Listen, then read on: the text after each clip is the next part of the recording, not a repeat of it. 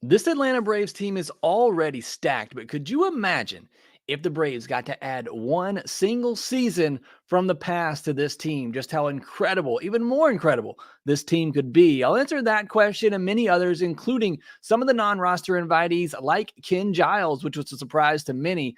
We'll talk about all that on today's Mailbag episode of Locked On Braves. So let's get into it. You are Locked On Braves, your daily Atlanta Braves podcast. Part of the Locked On Podcast Network, your team every day.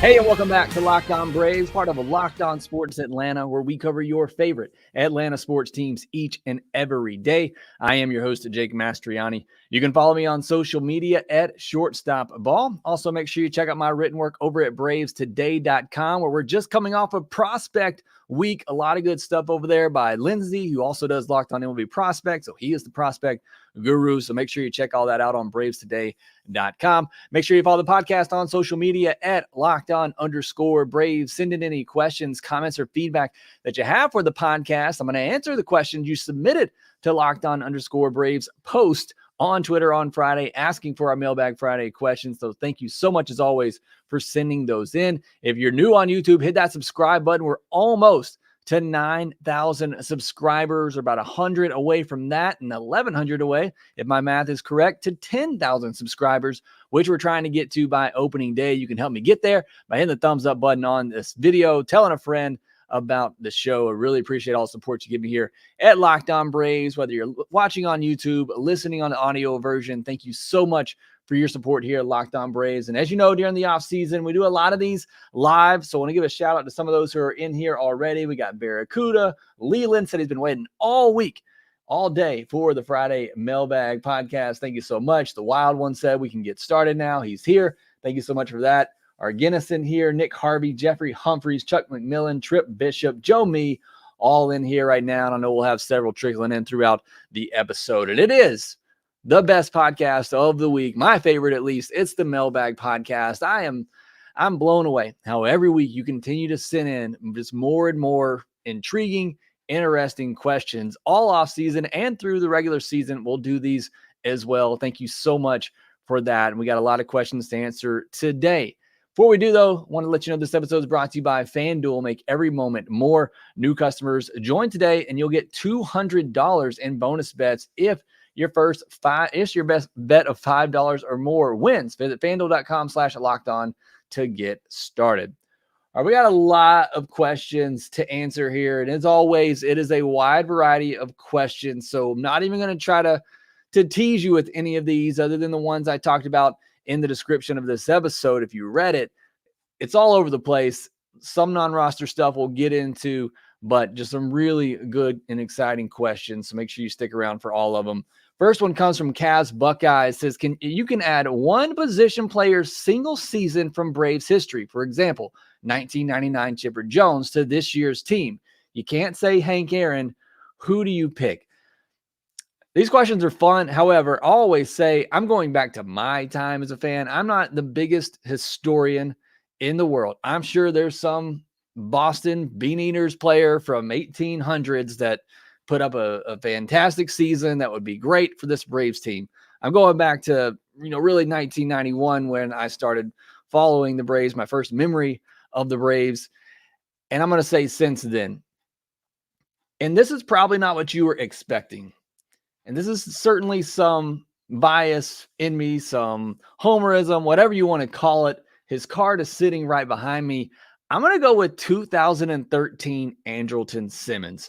Now, bear with me for a second. He slashed just 248, 296, a terrible on-base percentage, 17 home runs, only struck out at an 8.4% rate that year, but just a 91 WRC plus. That's nearly 10 points below league average. But listen.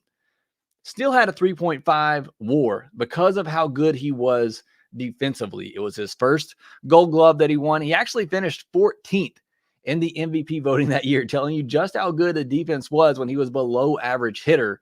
It was the first of 2 times that he had 30 defensive runs saved in Atlanta. He had 41 defensive runs saved in 2017 for the Angels. So the reason I picked Simba here, though, is because you don't really need more offense to this lineup. And you could add 1999 Chipper Jones, certainly, and it would be great. It would be an upgrade over Austin Riley. But is it that big of an upgrade?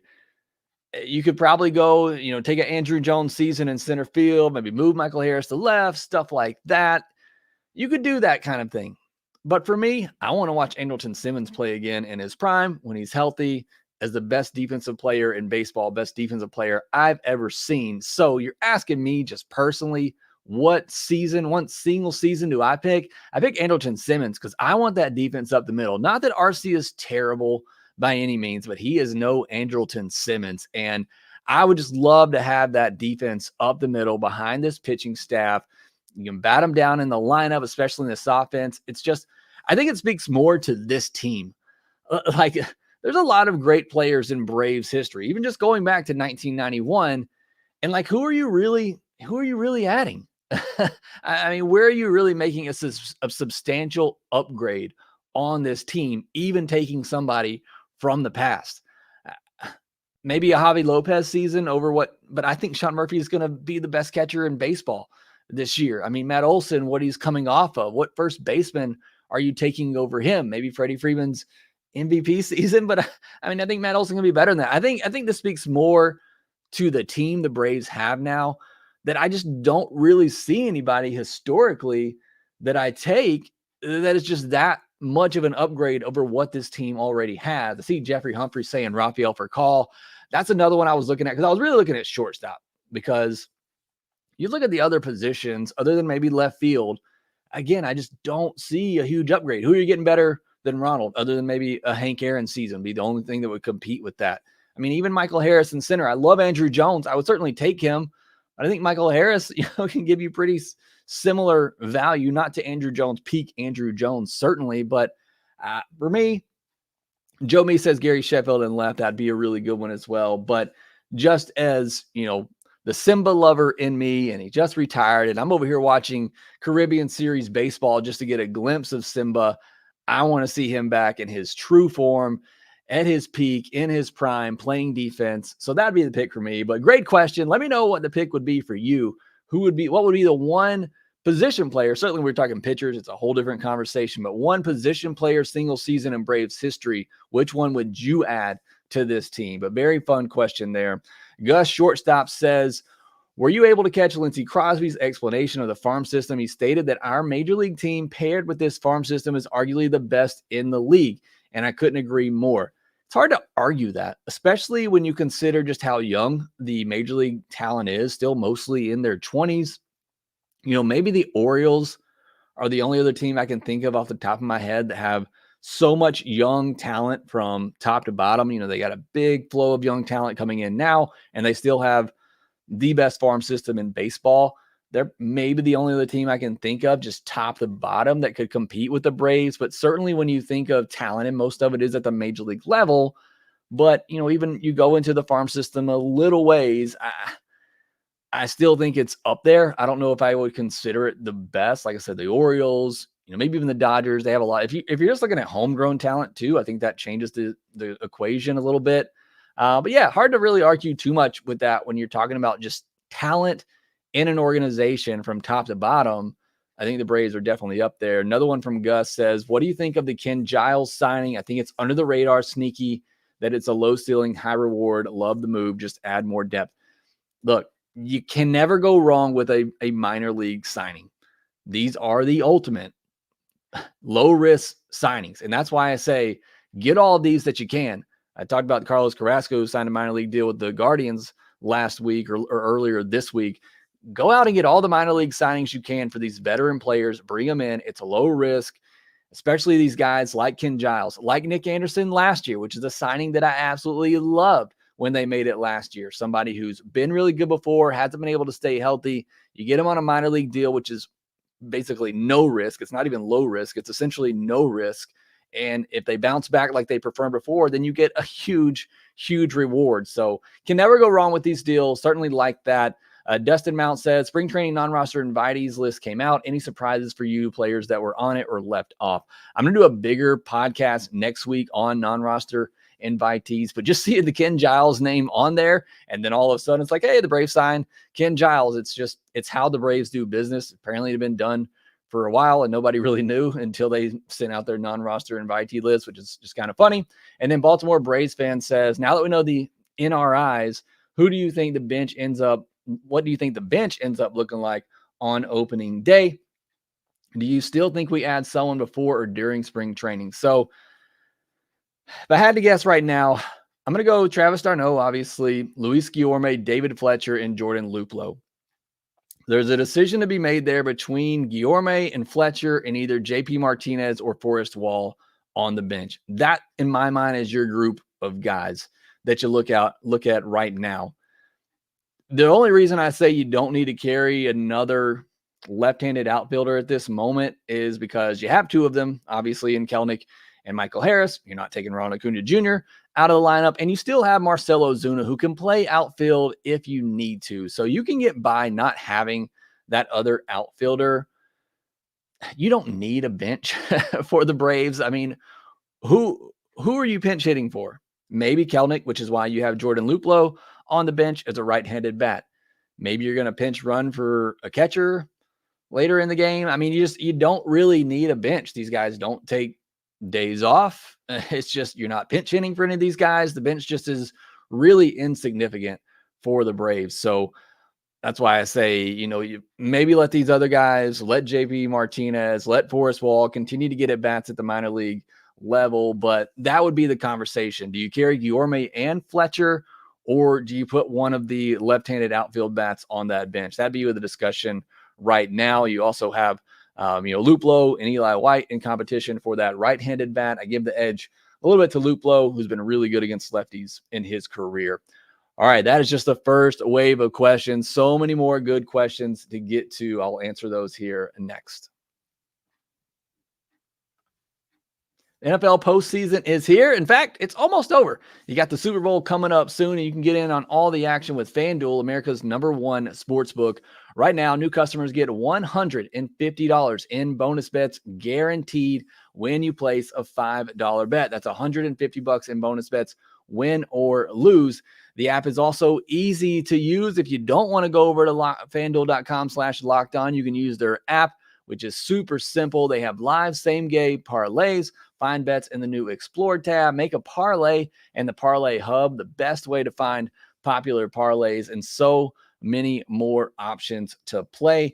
Obviously, you got the big game coming up in the Super Bowl. They'll have plenty of bets going on there that you can look into and get in on. Obviously, they got their Major League Baseball future bets happening right now. Ronald Acuña Jr., you got the over-under on his home runs in at 37.5. I'm smashing that over. If I were a betting man, I think he's definitely going to get over 40 again. So visit FanDuel.com/lockedon and make your first bet a layup. Also, make sure you visit FanDuel.com/playsafe for tools and resources to help you stay in control of the way you play.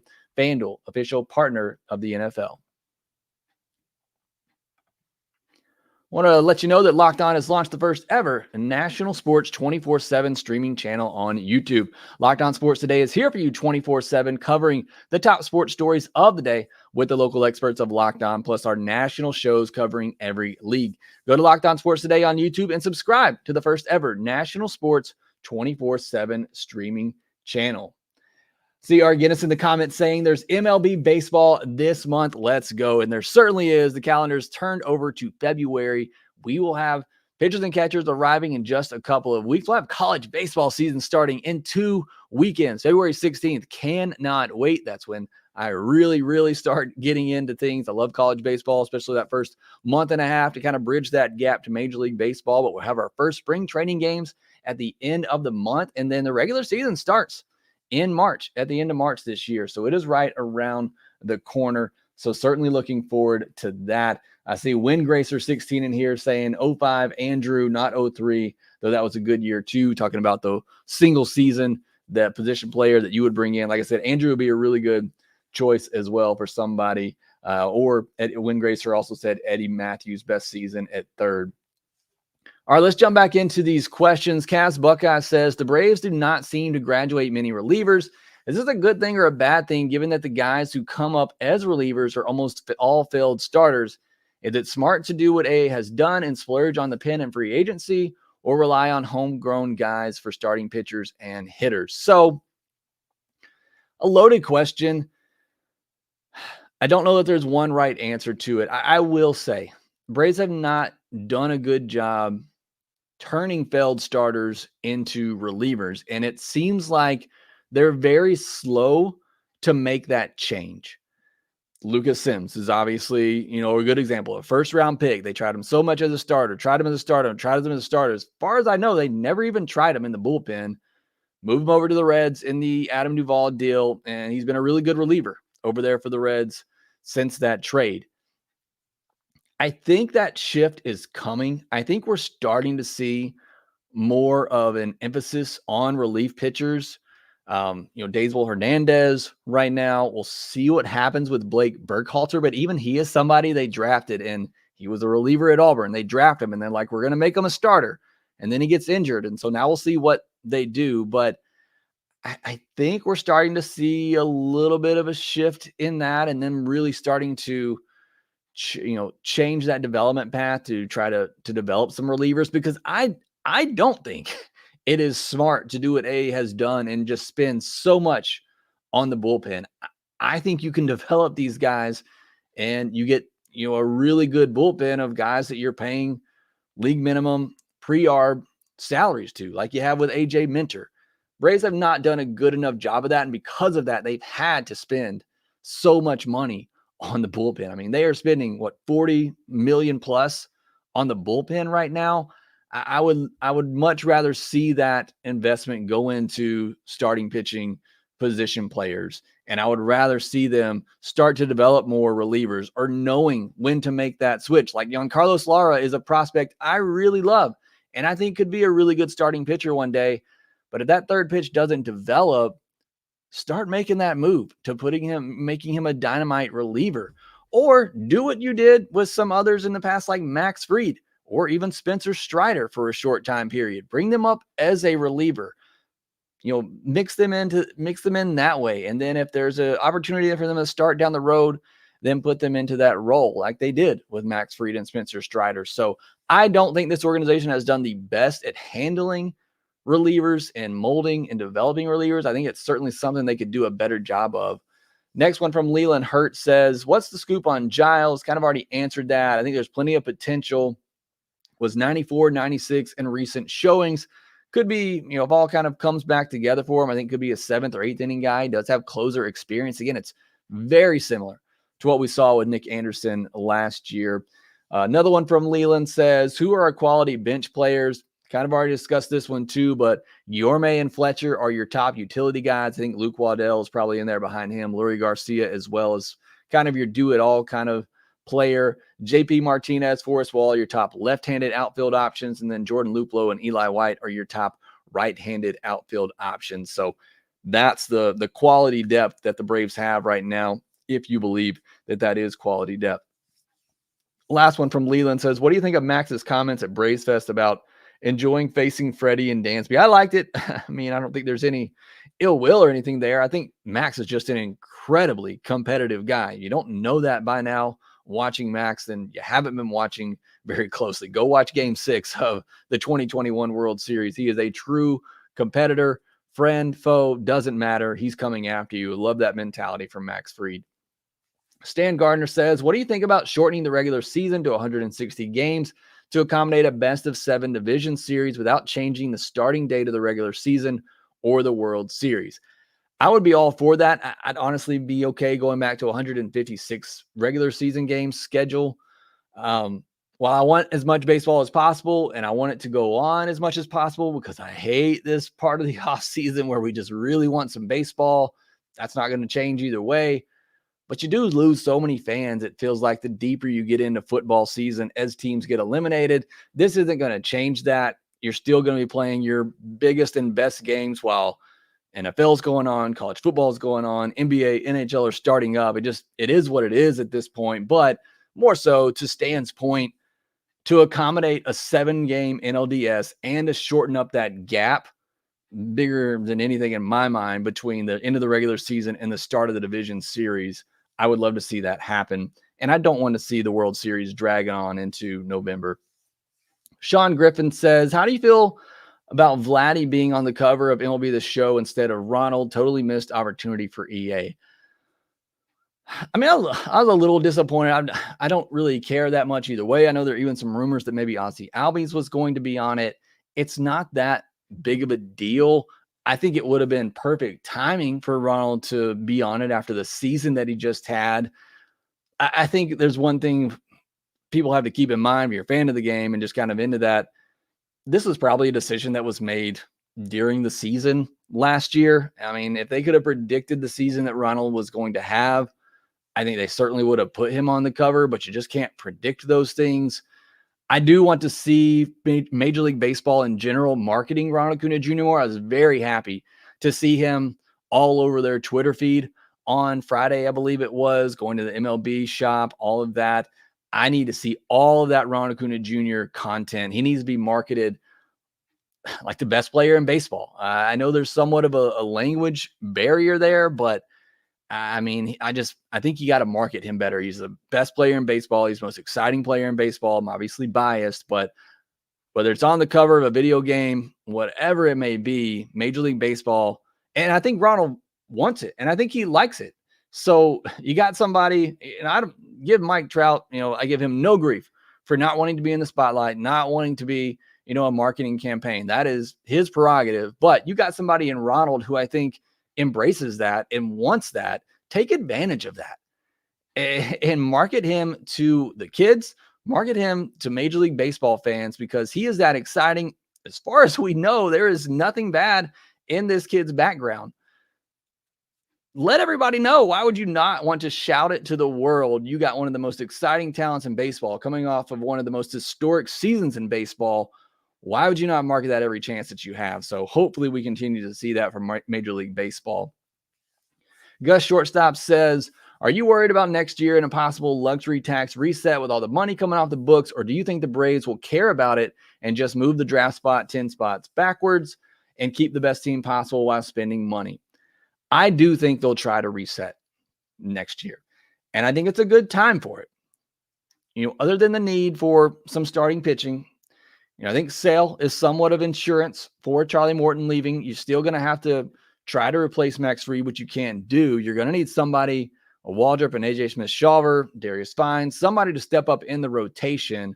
But you could potentially have $80 million coming off the luxury tax next offseason, which would allow you to reset, put you under $200 million towards the luxury tax. The threshold is going to go up another $3 million, I believe, next year.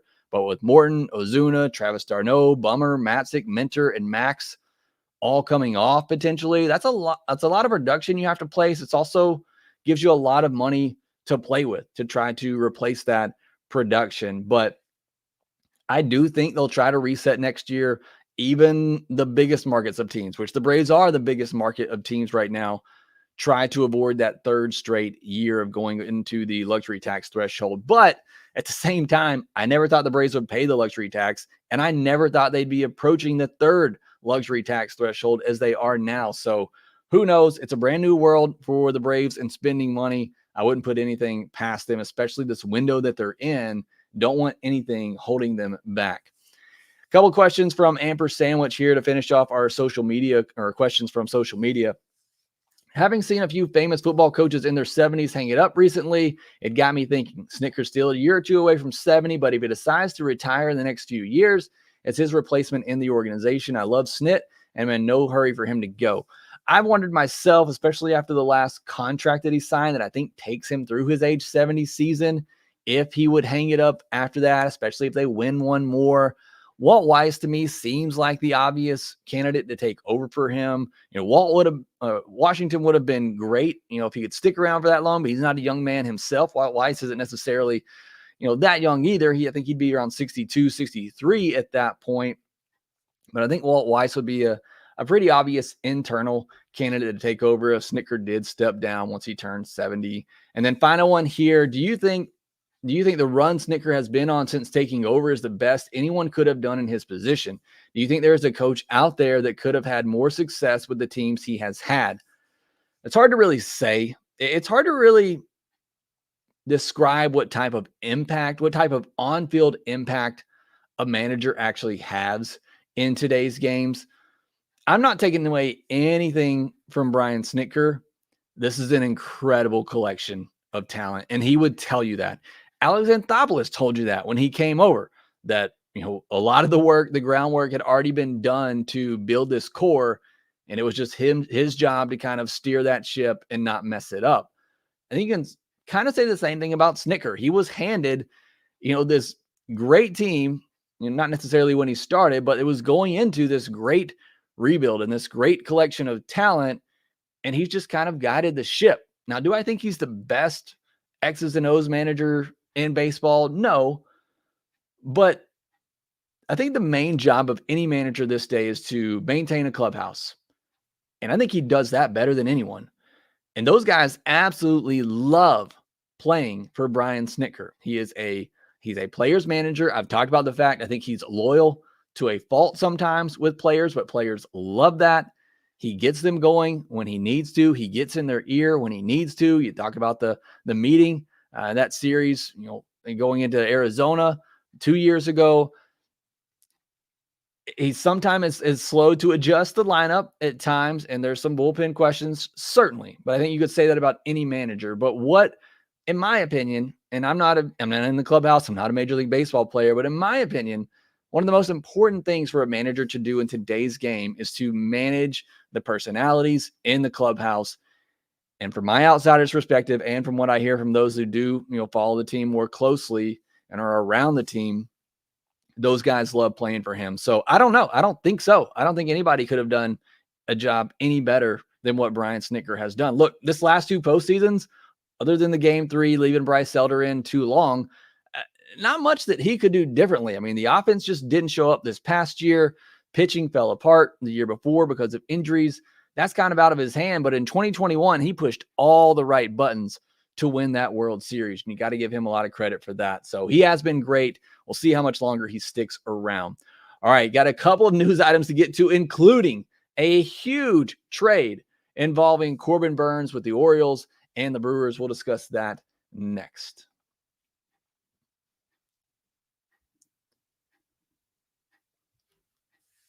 Want to remind you one more time that Locked On has launched the first ever national sports 24/7 streaming channel on YouTube. Locked On Sports Today is here for you 24/7, covering the top sports stories of the day with the local experts of Locked On, plus our national shows covering every league. Go to Locked On Sports Today on YouTube and subscribe to the first ever national sports 24/7 streaming channel. All right, a little bit of news, or some big news rather, from around Major League Baseball here. Kevin Pillar signs with the Chicago White Sox minor league deal. Hate to see that. I think his production's a little bit overblown from what he did on the field with the Braves last year, but I did love having him here, and I thought if he were going to come back for another season, it would be with the Braves, but he'll probably get a much better chance of playing with the White Sox. Maybe the Braves go trade for him at the deadline if they still need a right-handed bat at that point. But Kevin Pillar signing a minor league deal with the White Sox. But the big news, the Baltimore Orioles trade for Corbin Burnes. They give up Joey Ortiz, shortstop prospect, DL Hall, left-handed pitcher, and the 35th pick in the upcoming draft. The package doesn't look overwhelming for somebody who's probably a top 5 pitcher in all of baseball. And I think this goes to show you, a lot of people have been saying, well, why don't you trade Max Fried? You're not getting much for a rental player. You're certainly not replacing the value. This isn't going to replace Corbin Burnes. The Brewers are now a worse team because they have traded Corbin Burnes. If the Braves were to trade Max Fried now, they would be a worse team.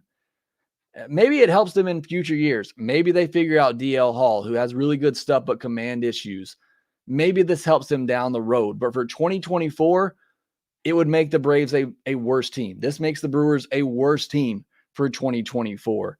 The package is a little bit underwhelming. There's people who are split on Ortiz. Some think he's going to be a great shortstop and be able to stick there defensively and be a really good hitter that has some power.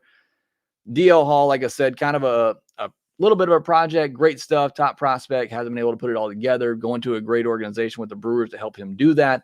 And then they get a comp A pick in the upcoming draft. So it's not a terrible deal by any means, but it's certainly not the type of package I think you would expect for somebody who's a top 5 pitcher.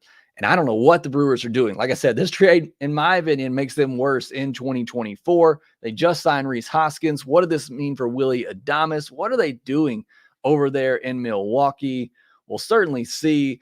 The Brewers get the comp pick they would have gotten had they, given Corbin Burnes a qualifying offer, and then they get 2 really good prospects. So I get it from that standpoint. It's just, it felt a little underwhelming. When I first saw it, I thought there's got to be more to this, but that is the deal. So that's a little bit of the news here lately. We're starting to see more come in, here lately. We're still waiting to see Blake Snell, Jordan Montgomery, Cody Bellinger, others, see what happens there. See Miguel Fria talking about Mark DeRosa. He's certainly somebody as a manager, a candidate to be the manager in the future. I know he's interviewed for some jobs. So he certainly could be somebody else in that. I thought he'd be somebody that maybe came in as a coach with all the coaching changes that we've had recently, but was not meant to be. We'll see what happens later with Mark DeRosa in his managerial career, but I think that'd be another good name to look at.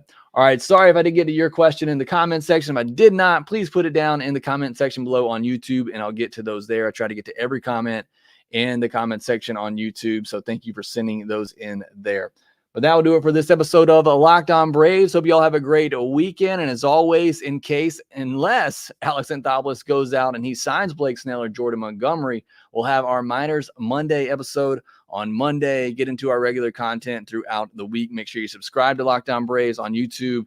Trying to get to 9K, get to 10K by opening day. Make sure you follow us on social media at @LockedOn_Braves and at @ShortstopBall. Make sure that you rate, review, and subscribe to the Locked On Braves podcast wherever you get your podcast, and we will talk to you next time.